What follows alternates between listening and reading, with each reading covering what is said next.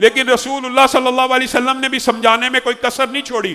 کہا حالت وضو میں اگر بندہ سو جاتا ہے, وضو کر کے سو جاتا ہے, تو جس وقت بھی آنکھ کھلتی ہے وہ فرشتہ جو رات بتا رہا ہے جو ہی دیکھتا ہے بندہ بیدار ہو گیا تو کہتا ہے اللہم اغفر لی عبدی کا, اے اللہ اپنے اس بندے کے گناہوں کو معاف فرما, فَإِنَّهُ بَاتَ طَاہِرًا, اس نے رات حالت وضو میں گزاری ہے. اور حدیث کے الفاظ یہ ہیں جس وقت بندہ کروٹ لیتا ہے, انسان کی نیند کی دو کیفیات ہوتی ہیں.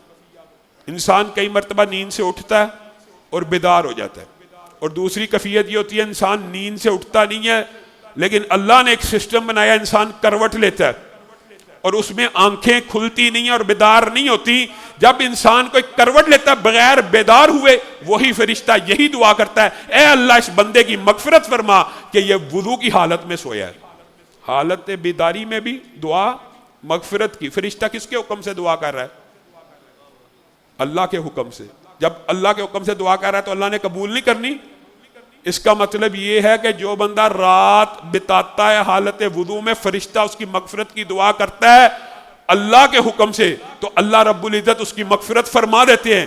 اور اسی پر بس نہیں ہے, اگر حالت وضو میں بیداری کی ایک تیسری قسم بھی ہوتی ہے. بیداری, انسان کی آنکھ کھلی, انسان سو گیا, انسان نے کروٹ لی, آنکھ نہ کھلی, اور انسان کی آنکھ کھلی اور انسان نہ صرف بیدار ہوا بلکہ شعور بھی بیدار ہو گیا, اور اس نے اپنی یہ ٹریننگ کی ہے کہ میں حالت وضو میں سویا ہوا ہوں اور میں نے رسول اللہ کا یہ فرمان سنا ہوا ہے. آج آپ نے سب نے سن لی ہے کہ جو بندہ حالت وضو میں سوئے, یہ دوسری حدیث نہیں ہے, یہ اکیلی حدیث ہے.